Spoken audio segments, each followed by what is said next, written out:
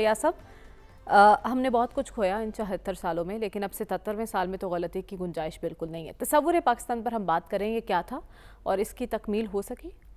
एक तो बात है कि हम आज़ाद नहीं हुए थे, हम मार्ज़े वजूद में आए थे।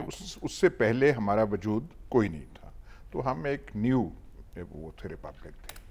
हमें बहरहाल ये एजाज़ हासिल है कि पूरा कुराए अर्ज़ पे ये वाहिद ममलकत है जो 76 साल बाद भी पूछ रही है कि तसव्वुर पाकिस्तान क्या था, मकासद पाकिस्तान क्या थे, आया हम उनकी पाया तकमील हुई है, हमने क्या हासिल किया। दूसरे मुल्क जो होते हैं, जब अपनी उनकी सालगिरह होती है, चाहे अमेरिका हो, बरतानिया हो, कोई और अफ्रीकन कंट्री हो, वो अपनी वजूद का, अपने एग्जिस्टेंस का सेलिब्रेट करते हैं, नाचते हैं, कूदते हैं, कुछ और भी ऐसी चीज़ें करते हैं जिनका जिक्र शायद यहाँ पे ममनुआ हो, तो ऐसे करते हैं। हम हैं अभी तक इस तहकीक में लगे हुए हैं तसव्वुर पाकिस्तान क्या था, मकासद पाकिस्तान क्या। हाँ, मकासद पाकिस्तान ये थे जो हमने हासिल किया है। छोटे से छोटा काम हो, चाहे पुलिस के थाने में जाएं, चाहे पटवार के आप किसी हलके में जाएं, जब तक आप, क्या वो कहते हैं इस आम इस्लाम में तो यही कहते हैं, कायद आज़म ना दिखाएं, तो इतने से इतना काम भी आपकी ममलकत में नहीं होता जिससे बड़े फ़ख्र के साथ कहा जाता है कि इस्लाम के नाम पे। तो हमारा इस्लाम हमने ये नाफिज किया है 76 साल, और हर एक का मकासद मुख्तलिफ है। हमारे कई दोस्त हैं, अहबाब हैं बड़े, उनसे हमें डर भी लगता है। उनका मकासद पाकिस्तान ये था कि लड़का और लड़की जामियात में इकट्ठे ना हो, वो उसमें कामयाब रहे हैं। उन्होंने देख लिया है, अब्दुल सलाम एक तरफ हो, एटम बॉम्ब दूसरी तरफ हो, जो काम किसी ने रिसर्च तो इस मुल्क में है ही नहीं। हमने बड़ी कामयाबी से 76 साल में किताबें लिखना, किताबें पढ़ना, तहकीक करना, सच, वो जो हम कहते हैं इस्लामी ममलकत, इस्लामी, हमने एक बड़ी कामयाबी की है कि सच जो है वो कोई यहाँ पे अदा करे तो उससे पता नहीं क्या क्या तूफान खड़े हो जाते हैं। ये बातें छोड़िए कि वो जो एक मुल्क था, जो नया मुल्क मारिज़े वजूद में आया था, जिसका एक हिस्सा वहाँ था, एक हिस्सा यहाँ था, उसको हमने 20-25 साल में उसको तो हमने खैर बात कह दिया। और अब तक है, ये हमें समझ नहीं आ रही। ये अजीब ममलकत है, तर्ज हुक्मरानी कौन सी होनी है। आए रोज हम सवाल पूछते हैं, यहाँ जमहूरियत का मुस्तकबिल क्या है। ये अभी तक इस सवाल का हमें जवाब नहीं मिला। करारदाद मकासद जिन्होंने मुरतब किया, मुरतब उन्होंने आइन को करना था, आइन पे काम ना किया, मकासद बयान करने लग पड़े। 76 साल तक हम मकासद ही बयान कर रहे हैं, मकासद ही ढूंढ रहे हैं। वहाँ पे उस चले वो करारदाद आप ले लो, उसमें था हाकमियत अल्लाह ताला की थ्रू बरास्ता अवाम पाकिस्तान, मखलूक पाकिस्तान। मखलूक पाकिस्तान का जो हाल हमने किया है, एक हमारी कामयाबी है। 3.5 करोड़ आबादी थी इस खत्ते की, बंगालियों को बाहर निकाल 3.5 करोड़, वो हमने माशाल्लाह 24 करोड़ तक हम पहुंचा दिया। सारे के सारे सिपाहाने मुजाहिद जो हमने 24 करोड़ के यहाँ पे खड़े हो गए हैं। ठीक है।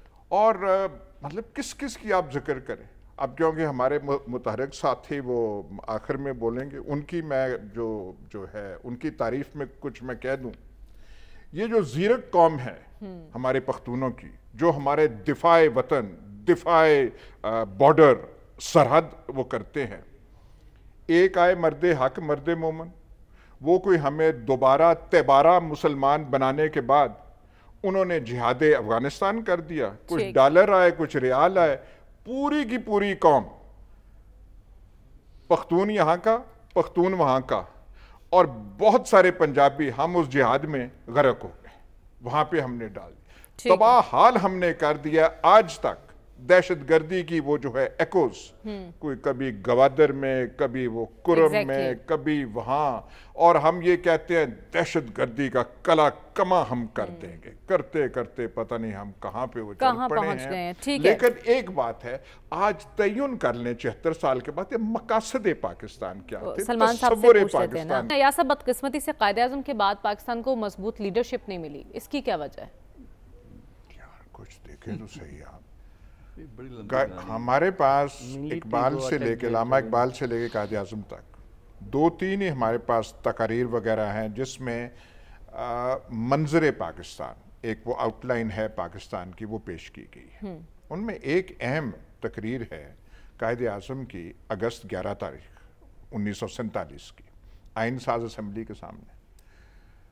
وہ تقریر آپ پڑھیں تو یہاں لوگوں کو مروڑ پڑ جاتے ہیں، میں صحیح کہہ رہا ہوں۔ جامعات جو ہے پنجاب، اس میں وہ تقریر آپ پڑھ کے سنائیں، وہاں جا کے آپ کہیں کہ قائد اعظم نے، بابا قوم نے یہ کہا تھا کہ تم آزاد ہو، جاؤ اپنے مندروں میں، جاؤ اپنے مسجدوں میں، اس کا کوئی تعلق نہیں ہے کاروبار ریاست سے، کاروبار مملکت سے۔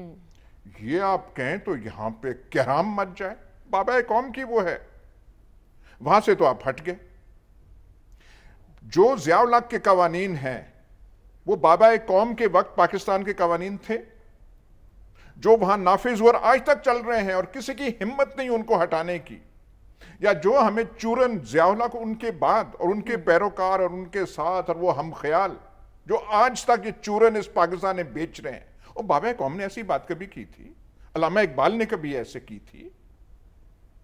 وہ علامہ اقبال کی جو انگریزی میں کتاب ہے reconstruction of religious thought in Islam, وہ یہاں پہ پڑھائی جاتی ہے، جامعہ پنجاب میں پڑھائی جاتی ہے وہ، کہ اقبال کہتے کیا تھے؟ ٹھیک، اجتماع کے بارے میں، ریلیجس ریکنسٹرکشن کے بارے میں وہ کیا کہتے ہیں؟ آپ کر ہی نہیں سکتے۔ قائد اعظم پہ پاکستان میں کوئی مستند کتاب نہیں لکھی گئی، علامہ اقبال کی زندگی پہ کوئی مستند نہیں لکھی گئی۔ آپ ہندوستان میں جائیں، نہرو پہ سینکڑوں کتابیں ہیں، گاندھی جی پہ سینکڑوں کتابیں ہیں، تحقیق ہوتی رہتی ہے۔ اور آپ نے سوچ پہ تالے لگا دیے ہیں اس مملکت میں، ٹھیک ہے، سوچ نہیں سکتے، کچھ نہیں کر سکتے، تو یہ ملک کیسے؟ ہم وہاں سے جی ہندو ڈومینیشن سے آزاد ہونے کے لیے آئے تھے، اور ہندو بنیا مہاجن تو پتہ نہیں کہاں پہنچ گیا ہے، چاند کو بھی جا رہا ہے، اور ہم جو ہیں نظریات کا قلعہ ہے یہ، تو نظریات قلعے کا ہم نے کیا کہہ دیا؟ اور یہ فریزز ہیں، آپٹیمسٹک ہونا چاہیے، یعنی ہونا چاہیے جی۔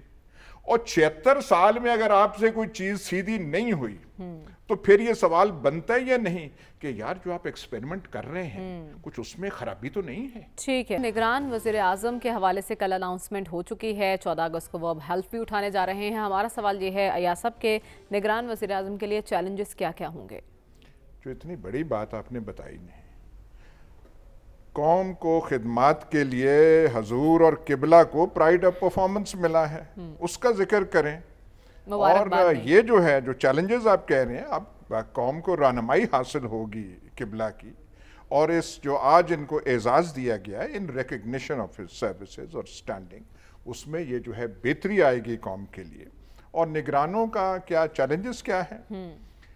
پہلے تو ان کو یہ چیلنج ہے کہ اپنے وجود کا احساس اپنے آپ کو دلائیں کہ میں نگران وزیر اعلیٰ ہوں۔ دوسرا چیلنج یہ ہے کہ تھوڑا سا وہ آئین پڑھ لیں کہ آئین نگران وزیر اعظم اور نگران اس کے لیے کہتا کیا ہے، پھر اسے وہ جو لکھا ہوا ہے مندرجات آئین اسے سمجھنے کی کوشش کریں، پھر جا کے کسی خانگاہ پہ جائیں، کاکڑ صاحب اوپر ہاتھ کر کے دعا کریں کہ اللہ تعالیٰ مجھے توفیق عطا فرما کہ یہ جو آئین پہ لکھا ہوا ہے اس پہ میں کاربند رہ سکوں، لیکن کاربند ہوتے ہوئے میں پھر بھی دیکھوں گا کہ یہاں سے اشارہ کیا آ رہا ہے، وہاں سے کیا آ رہا ہے، تو میں اتنا گمراہ نہیں ہوں گا۔ اتنا ہم گمراہ ہونے کی جو ہے توقع نگران وزیر اعظم سے نہیں رکھیں گے، بہت ہی ذمہ دارانہ حکومت وہ اشاروں پہ نہیں چلنا، سیدھا دیکھ